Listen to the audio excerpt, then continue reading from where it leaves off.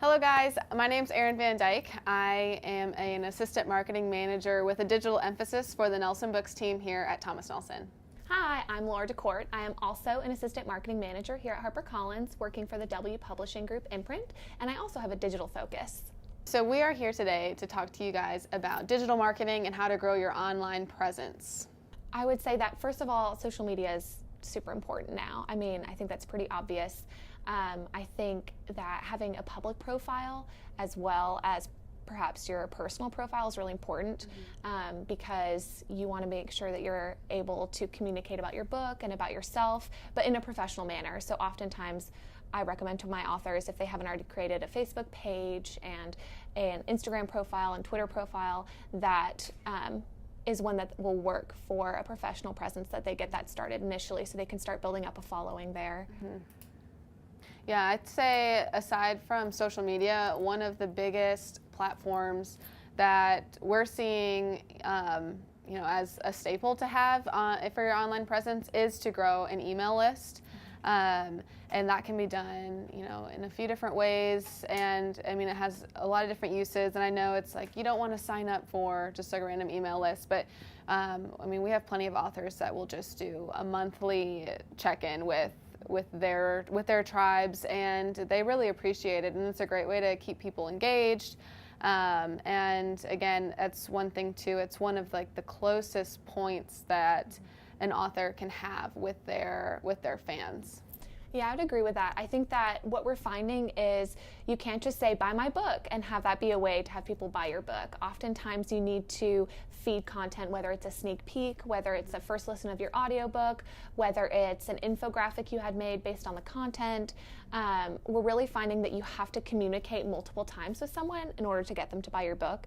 And so one of the best ways is an email list, because through that email list you can also share a blog post that you've written that may provide content of value to someone. You can share the sneak peek of 3 chapters of your book. There's just different ways to seed content. So especially I think in the digital marketing space here, oftentimes we'll do pre-order promotions and different promotions simply trying to get emails with whatever kind of asset it may be, because then you can keep those emails for as long as they're subscribed to you to promote not only that book, but your next book and whatever else you have coming down the pipeline. So it's often more value than just sending someone to a website to buy a book, at least in the initial phase. So another great way to kind of build your online presence and to bring more people to your website or to your Facebook page is to be really smart about content marketing. So finding things from the news or current events or even just felt needs that your fans are interested in, and just writing little pieces and creating catchy headlines to really bring people into your website. If you've got a blog there where you've written a piece about it, or if it's to your Facebook page where you've done a Facebook post. But content marketing is just a really great way to just bring people into what you have to say.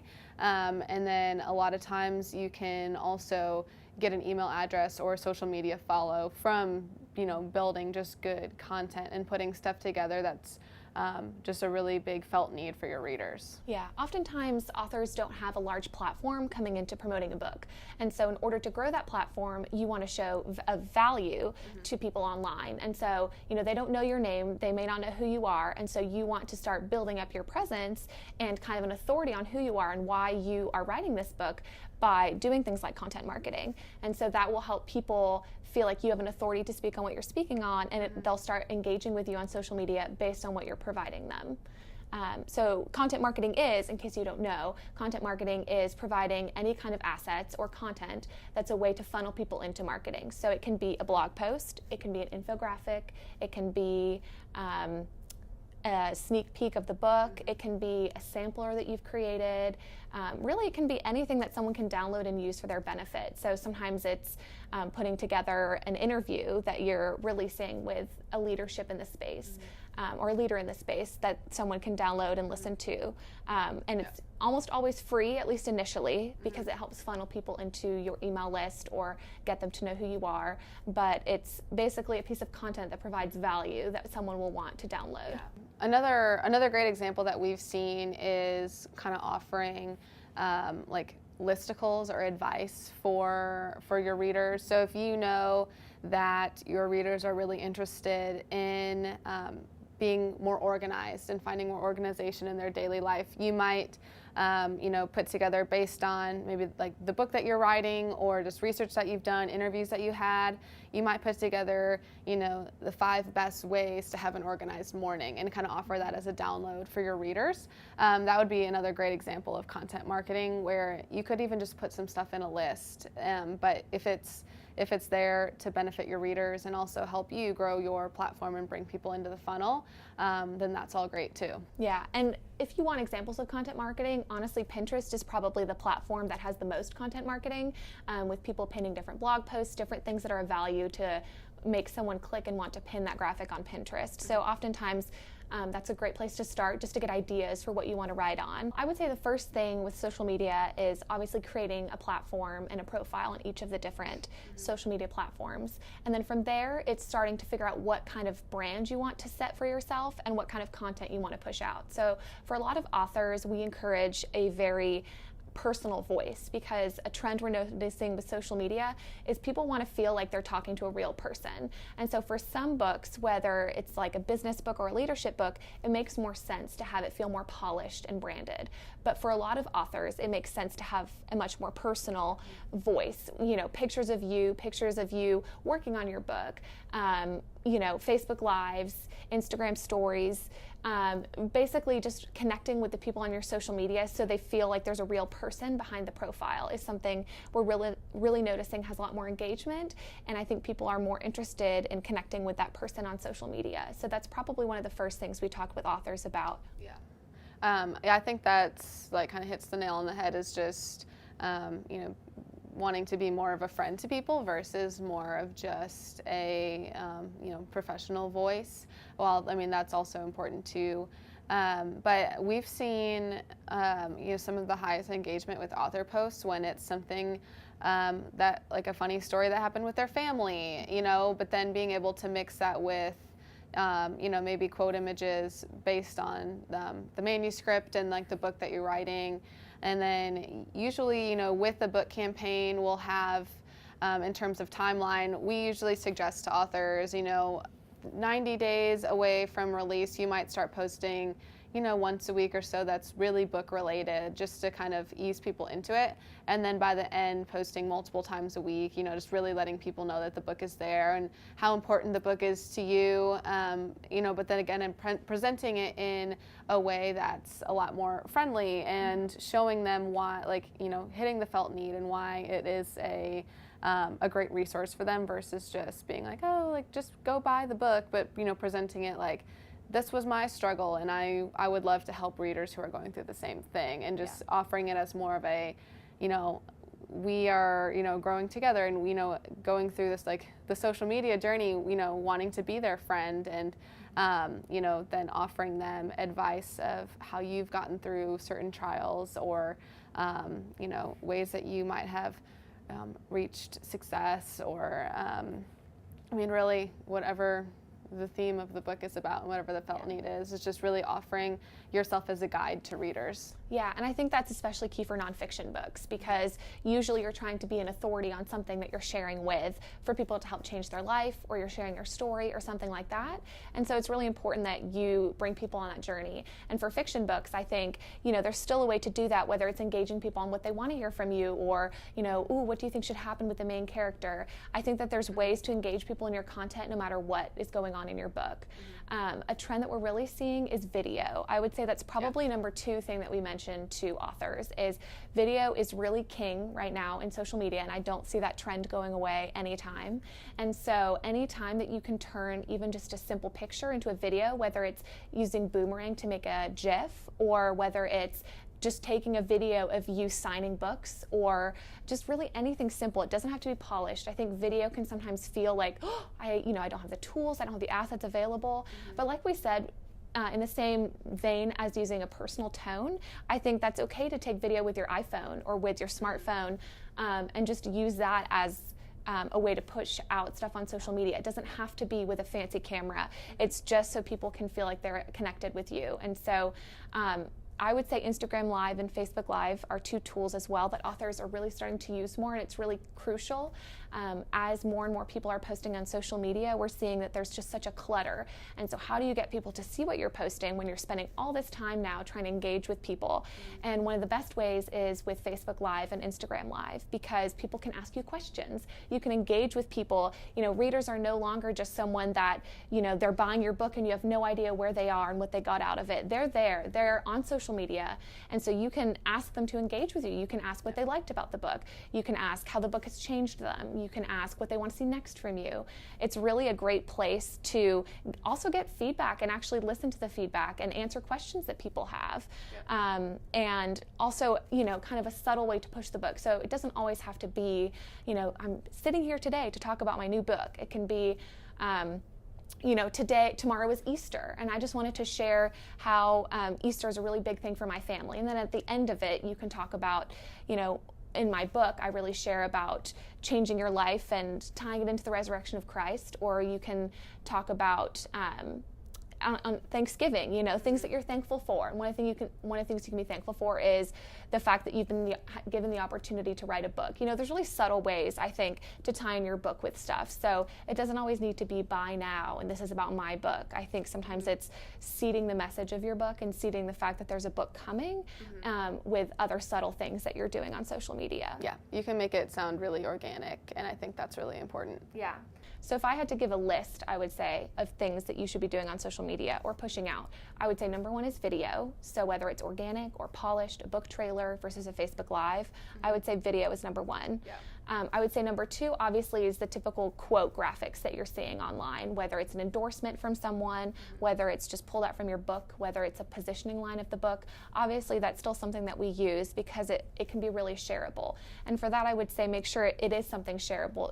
Oftentimes, even if the book is on a super weighty topic, we'll pull out the inspirational line or two from different parts of the book because then people want to share that with others.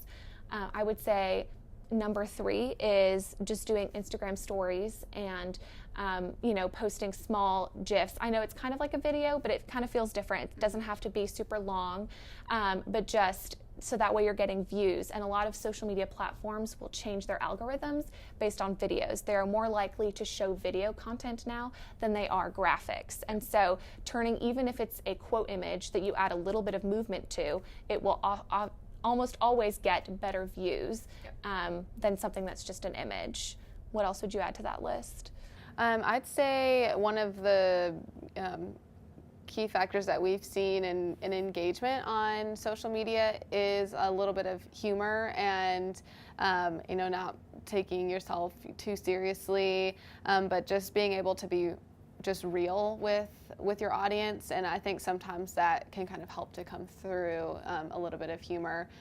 So just, authors posting just their house kind of looking like a mess because that's real life. And it's funny because most of their readers probably have a room in their house at any given point that looks just like that. So it can humor can really help just show you as an author as a real person to someone else. And then also it makes an author a lot more relatable as well. So that would be another huge thing is just don't be afraid to be funny or be real and authentic because I think that's what readers are really looking for. Yeah. I think starting from square one it seems really daunting kind of at the beginning, there's other people who already have X amount of Facebook likes, and I think it's important to just kind of maybe put up a wall and kind of phase that out a little bit because that's someone else's story, that's not yours. So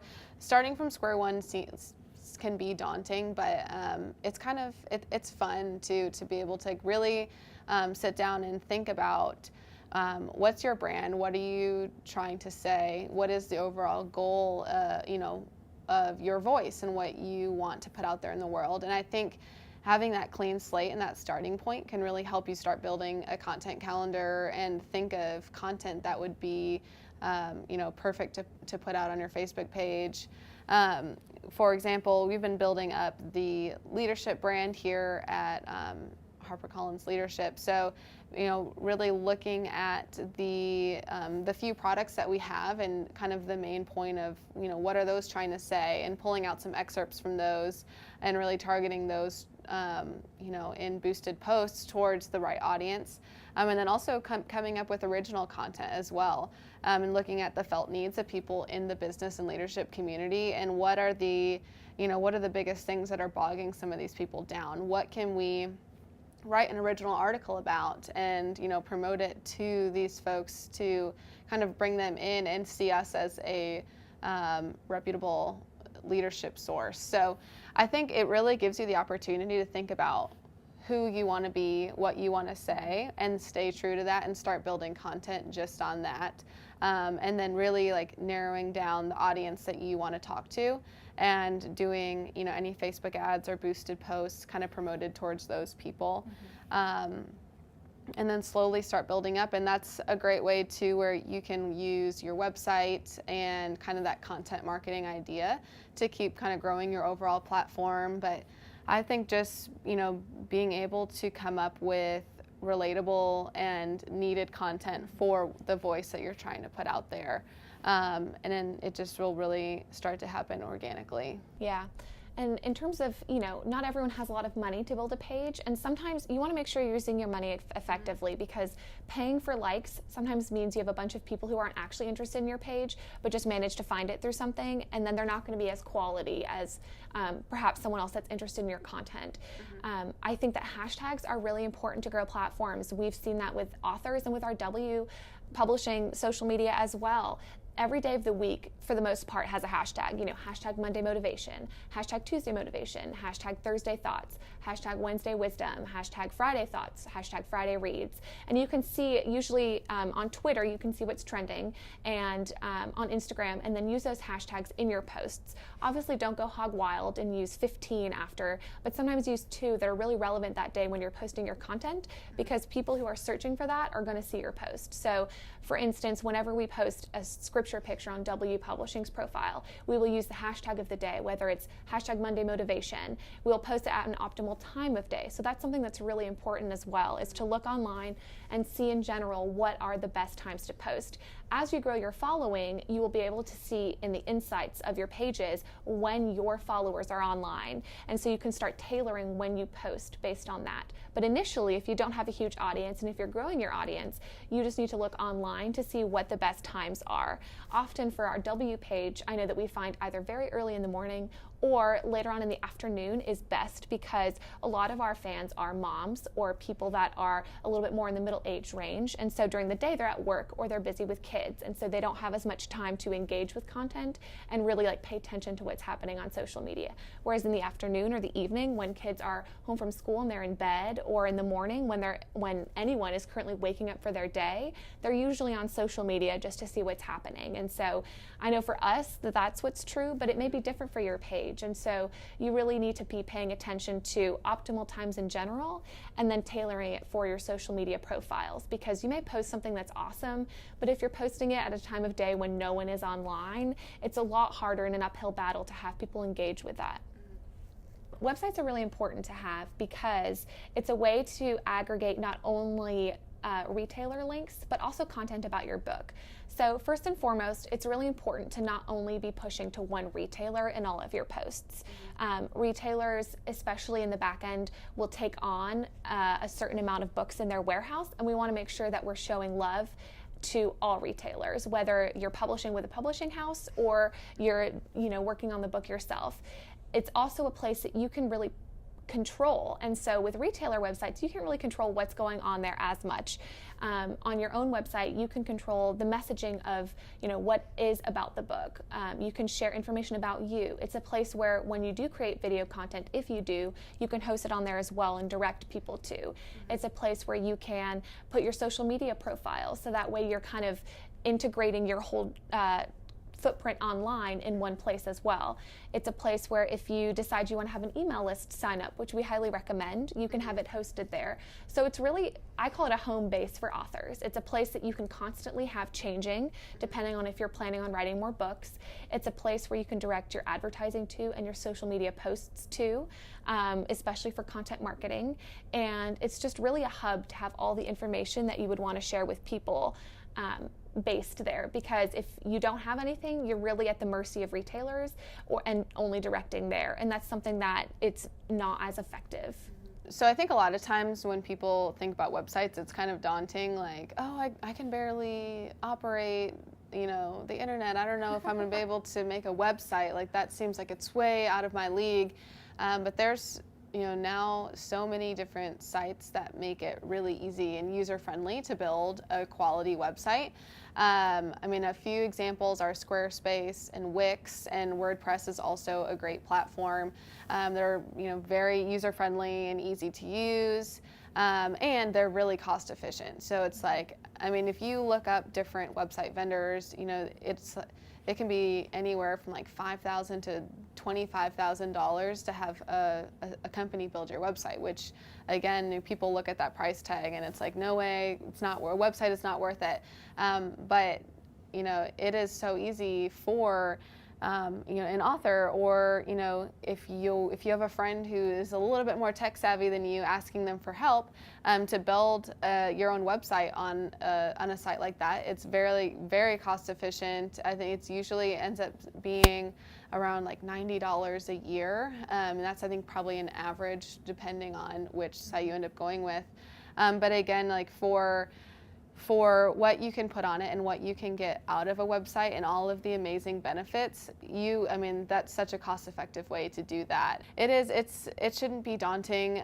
There's definitely easy and cost-efficient ways to do it, and again, like very user-friendly, for you, or if there's someone that that might be a little bit more tech-savvy.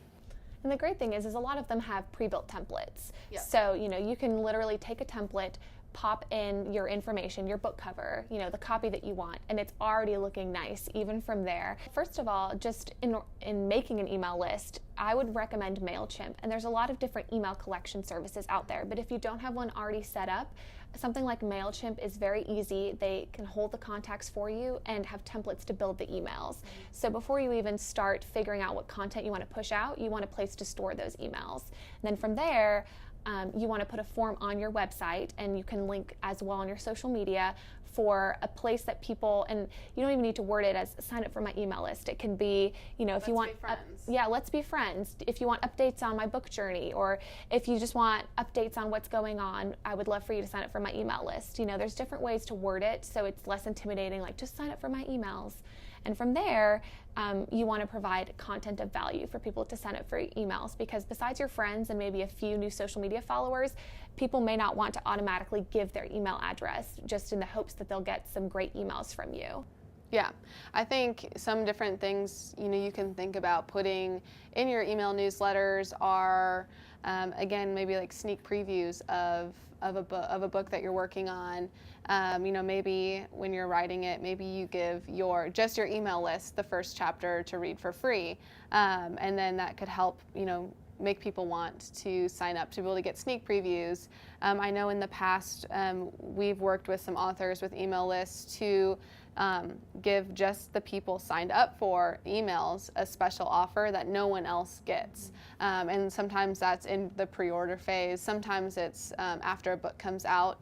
But it can be an author saying, "Hey, I've got something really cool in store for my email friends. So if you want in on it, then sign up." And so that's a great way to just giving that group of people exclusive content that you won't get if you just follow me on social media. So that's something great. And also, and I think we've touched on offering people an incentive to give your email. So whether or not that's maybe a listicle, I think we use the example of 5 ways to stay organized in the morning, or 3 prayers to say to my kids every night before bed. So it could just be stuff like that, where if you sign up, you'll get this you can call it like a mini ebook or an exclusive PDF for free, just to kind of give that extra incentive, but then also letting people know that you will be offering just your email contacts, exclusive content, sneak previews and such. And I think there's so many different non-intimidating ways to build an email list. Sometimes, people think, I don't have time to make an ebook and a guide and all this different stuff. First of all, it's very easy to pull from content from your book to do those. So oftentimes with authors, we do that. If it's a chapter, but the way the chapter is worded can easily be broken down into a list, we do that. Or it ties in with your book. We've done a discussion guide or a study guide with the book, or a small group guide as an extra download that people can give an email for so they can read the book with their friends. Also helps sell your book because it kind of shows that this is a book that can be discussed in a group. And so a lot of the offers you can give tie in with your book so that people want it. We've done phone backgrounds, we've done samplers of different books. You can do, a guide on how to pray with your children if your book is on prayer, or, a table talk guide with your kids for any topic that your book is on. And so it can be pretty easy to think of, and think about what you would want. Oftentimes we put ourselves in the shoes of our target demographic for a book, and we think, what would that person want? And then from there, you can really come up with different assets and different content marketing that people want to sign up for. So the other great thing about email is that it is kind of a constant in our, in the digital culture. Social media, even over the past year, has changed so much, but then even looking back over the last 10 years has changed dramatically. So it's just, you never know when they're going to switch up an algorithm, or when they're just kind of, change the platform altogether, or, if even one day that it's going to go away completely. So that's the great thing about email, is that from when it started to today, it's the same, and the rules haven't changed. So it's, if tomorrow Facebook were to just delete and you lost all of your, Facebook followers, it would just, that's why the importance of an email list is those people are there. Email's not going to go away anytime soon. So that's just, again, a great platform that will just be evergreen for you to start building. That way, when the social media world flips on you, you'll still have your follower base there for you. Obviously, advertising on social media and online can seem really intimidating, but there's kind of a basic list of places that we start when we're doing advertising for books. There's Facebook, there's Instagram, there's Twitter, there's LinkedIn, and there's YouTube, as well as Amazon Marketing Services for advertising. And those are all really great avenues to advertise. Of course, it's really important that you make sure that whatever the content of your book is, you're advertising in the best place. So for instance, if you have a more business or leadership-oriented book, Twitter and LinkedIn may be your best place to advertise. Whereas if you have more of a Christian living book or a fiction book, your best place to advertise may be Facebook and Instagram.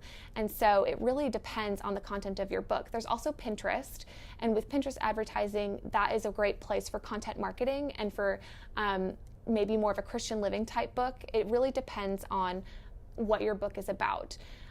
When it comes to digital advertising, it's important to not only just have ads, I would say, that say, buy my book, here's what my book is about, but that you also include some content marketing that you're pushing ad dollars behind. Oftentimes someone isn't scrolling on Facebook hoping to find the next thing they're going to spend their money on. But what they may be on Facebook that stops their eye is an exclusive video from someone they like, or a really awesome free phone background that they can get, which happens to have messaging from your book. And so oftentimes putting money behind content marketing is the most effective use of your spend, because if you have it gated with an email, so they have to fill out a form to get that, then you're also collecting their email that you can then promote to them about the book later on. So you're not just losing them in buy my book. Mm-hmm.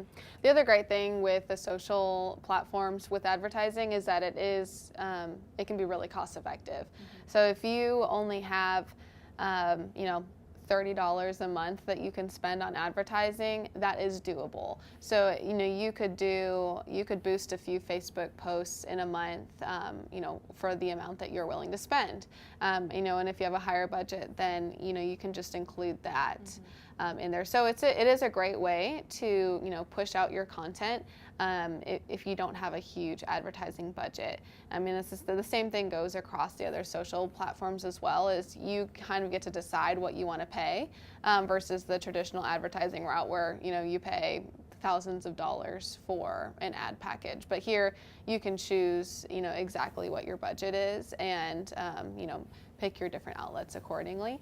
So that's another great thing to start, a great place to start with social advertising and just getting your content out there, like Laura mentioned. And one of the most important things I would say about online advertising is making sure that you're targeting the right people. So obviously it will depend on the platform, but when you are in the back end for Facebook, which also ties into Instagram, and even on YouTube and different places like that, make sure you're targeting people who would want your book. I know we have a lot of authors that say, well, everyone should read my book, and what's in my book is relevant for everyone. And while that may be the case, there is always a smaller segment of people that are most likely to need your book and want your book. And so that is something that you need to make sure you're doing on social media. If you don't already have a large enough platform that you're just boosting your posts to your page followers. Maybe you have a book where it's basically 35 to 45-year-old women who also like other larger authors that would also be interested in your book, and then you can make that your targeting. Of course, with word of mouth, maybe your book does reach a larger demographic, but you don't always have the spend to just reach the whole world. And so in order to most effectively use your ad money that you do have, you want to make sure you're hitting the people that are most likely to buy your book and resonate with your. If we kind of had to summarize everything in terms of digital marketing, I would say there's 5 really important things that are worth investing your time in. The first one would obviously be social media. It's important to make your platforms. It's important to put out content on those platforms and to start building a following there. Number 2, I would say, is video. Video is really crucial not only for social media, but wherever you're outputting it, whether it's content marketing or sharing it with people to post on their own websites. It's just really important as a way to connect with people. Number 3, I would say, is building an email list. Building an email list is so important to have because as trends change, it's really crucial that you have this that you can hold in your hands, that you can communicate with these people and really push out whatever you need to and engage with them. Mm-hmm. And then number 4 would be having a website to kind of hold everything together. And again, a place where you can house all of the things that Laura mentioned. And then number 5 would be curating just good content and, asking your readers what they want to hear and then, following through with that and just giving your readers what they want to read about, what they want to learn about, and addressing issues that they're struggling with and just making yourself really relatable. Thank you so much for joining us today. We hope that this was really helpful and that hopefully you're not overwhelmed but are armed with tips and tricks for how to get online. Yes, and if you would like additional content, there will be some more videos coming soon with a lot of specifics for the different digital platforms that we've talked about, as well as some downloadables for you to go over and to really enhance your online platform.